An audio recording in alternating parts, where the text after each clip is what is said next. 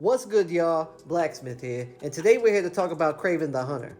Serving as the sixth and final movie in Sony's Spider-Man universe film series, we follow Kraven the Hunter as he navigates his family life and dynamics, as well as his main purpose to become the greatest hunter of all time. And with this being reported as the final movie in Sony's Spider-Man universe series, the big question on everyone's mind is, did it go out with a bang? Let's talk about it. For those of you who are unfamiliar, Kraven the Hunter is not a hero. No, he is in fact a villain, or a supervillain in some cases. So this movie falls right in line with the movies like Venom and Morbius in this universe. This movie also acts as an origin story for Kraven the Hunter, so we not only get to see his beginnings, but we get to see his full development into becoming the hunter that we know him as from the comics. The only way I can really summarize this plot is that we have Kraven the Hunter, who is trying to become the greatest hunter of all time while dealing with obstacles and adversaries, including his father and villains like the Rhino. And that's all I can say without giving too much away, because there's actually a lot going on in this movie. So let's get into these pros and cons. The first pro I want to talk about, the action. Now, Kraven is known to be a very active and violent character, so on those two elements, this movie did not disappoint. And what makes it even better is that this movie is rated R, so we got to see Kraven fully unleashed. The second pro I want to talk about, the acting. Aaron Taylor Johnson did an amazing job playing Kraven the Hunter, as well as Russell Crowe playing his father, Nikolai Kravinoff. And the rest of the cast did not disappoint as well. When it comes to acting, this movie is definitely one of the better ones in Sony's Spider-Man universe series. And I will say, some of the lines got a little cheesy and corny after a while, but it was still very good acting.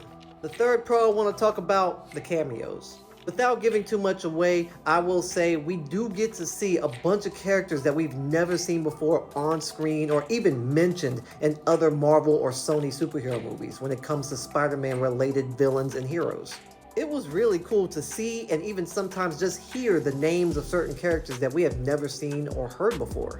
And in a sense, I guess this would also be a pro when it comes to the writing for this movie, so really good job when it came to incorporating certain Easter eggs and cameos. The last pro I want to talk about, the plot. As I said before, this is an origin story, so I'm not going to talk about the comparisons between this movie and the comic book origins, but I am going to talk about this as a fan of the Kraven from the comic books. This movie actually had a decent plot, and I was very surprised with how much of Kraven's origins they were able to incorporate in this film's 2-hour runtime. And seeing as this is the only movie we're gonna get from Kraven the Hunter, I'm actually glad they did, because if we were to get a sequel after this, there would be no room left for improvement, because they used a lot of the villains and cameos that I think they could use for a Kraven story. So even for those who are unfamiliar with the character of Kraven the Hunter, if you were to watch this movie, you would get a pretty good sense of who he is. But no movie is perfect, so let's get into some cons. The first con I want to talk about, the CGI and visual effects. There were a lot of moments in this movie where the visual effects just looked kind of cheap, and you could tell just how fake it was. I even saw something similar to this in Venom: The Last Dance, which was Sony's third movie in the Venom series, where at some points in the movie, the effects didn't really look like they put a lot of effort into making them look good. The good thing about most of these effects is that they were pretty instantaneous, where you saw them and they were gone in an instant, except for maybe some lingering ones in the beginning of the movie. The next con I want to talk about, well, I pretty much gave it a pro, but we're going to have to talk about the plot again, as well as the cameos. Because depending on how you look at it, you could say that this plot was very bloated, like Spider-Man 3's plot when it came to the action and the plot twists and the cameos from other people. Personally, I don't think it was, because we're not getting another Kraven movie. But if we were, then yeah, this would have been a terribly bloated plot, and it would have not been good for anyone. But because we're not getting this again, you know, I can excuse it this time around.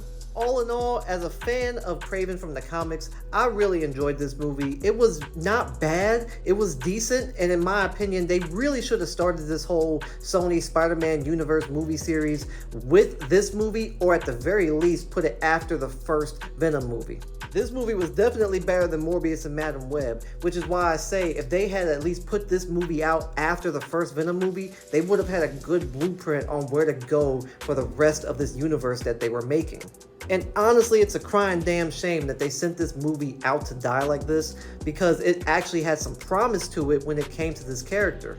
So my hope is that they take Kraven out of this Sony universe and put him in the MCU, because there was a lot of potential with this version of Kraven, especially when you imagine him going up against someone like Spider-Man.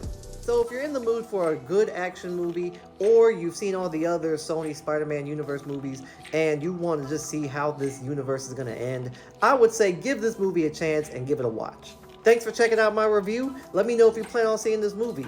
Let me know if you've already seen it and what you thought about it. Let me know what you thought about my review, and give this video a like and your boy a follow. I truly appreciate it. And until next time, peace.